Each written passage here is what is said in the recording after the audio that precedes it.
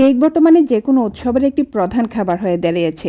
এছাড়া ঘরে যদি বাচ্চা থাকে তার আবদার মেটানোর জন্য মাঝে মাঝে কেক এনে খাওয়াতে হয়। আপনি কি জানেন বাজারে যে ধরনের কেক পাওয়া যায় সেগুলো কিন্তু স্বাস্থ্যসম্মত নয়। তার চাইতে ভালো আপনি যদি ঘরে বাচ্চাকে কেক বানিয়ে দেন। তাহলে চলুন আজকে অরেঞ্জ ফ্লেভারের একটি কেকের রেসিপি দেখে নেওয়া যাক। এখানে আমি 1/3 কাপ পরিমাপের মেজারমেন্ট কাপ দিয়ে 4 কাপ ময়দা নিয়ে নিচ্ছি। হ্যাঁ, একটু স্ট্রেনের মধ্যে নিয়ে নিচ্ছি। বেকিং পাউডার দিয়েছি 1 টিস্পুন, বেকিং সোডা দিয়েছি 1/2 টিস্পুন, কর্নফ্লাওয়ার দিয়েছি 2 টেবিল স্পুন। আর এই সবগুলো শুকনো উপকরণ আমি 2 পাউন্ড কেকের জন্য নিয়েছি। এখন শুকনো উপকরণগুলোকে চেলে এক সাইডে রেখে দিতে হবে। আমার চালা শেষ হয়ে গিয়েছে। এখন লিকুইড অংশগুলোকে আমাকে নিয়ে নিতে হবে। এখানে আমি 4টা ডিম নিয়েছি, কারণ 2 পাউন্ড কেকের জন্য 4টা ডিমই লাগবে। আর হ্যাঁ, অবশ্যই রুম টেম্পারেচারের হতে হবে। আর ডিম এবং কুসুমগুলোকে আমি আলাদা করে নিয়েছি। এখন সাদা অংশগুলোকে একটি বিটারের সাহায্যে লো হিটে আমি 1 মিনিটের মতো বিট করে নিচ্ছি। আর অল্প অল্প করে চিনি দিয়ে দিচ্ছি।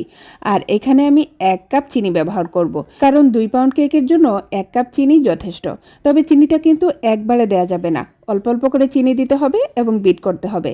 আর এই পর্যায়ে দিয়ে দিচ্ছি 2-3 ফোঁটা ভিনেগার। আর এখন 2-3 মিনিট বিট করে ভালো করে ফোম করে নিতে হবে। আর এই সমস্ত মেজারমেন্ট কিন্তু 2 পাউন্ড কেকের জন্য একদম পারফেক্ট।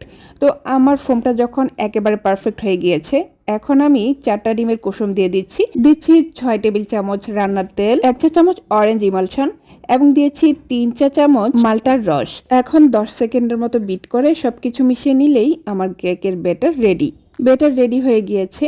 এদিকে শুকনো উপকরণগুলোকে আবারও চেলে চেলে এই লিকুইড ব্যাটারের মধ্যে মিশিয়ে নিতে হবে। এখানেও কিন্তু একবারে সবটা মেশানো যাবে না, অল্প অল্প করে চেলে চেলে দিতে হবে।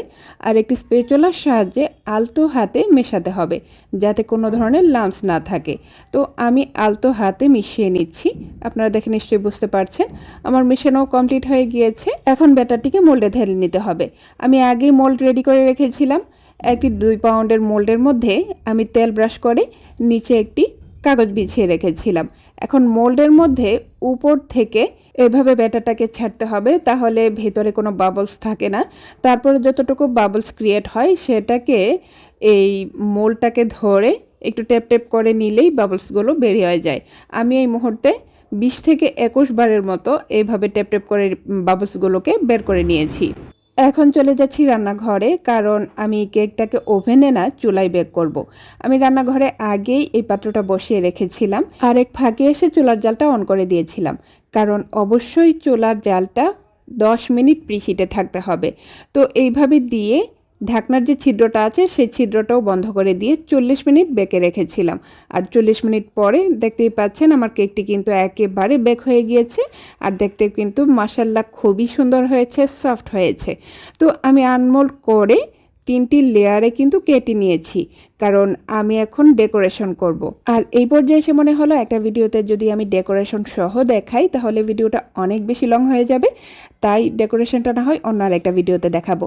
আর আপনারা নিশ্চয়ই দেখে বুঝতে পারছেন আমি সমুদ্র থিমে কেকটাকে ডেকোরেট করেছি। কেমন লাগলো কেকটা অবশ্যই জানাবেন। আর আজ এই পর্যন্তই, দেখা হবে পরবর্তী ভিডিওতে। তো সেই পর্যন্ত ভালো থাকবেন সবাই। আল্লাহ হাফেজ।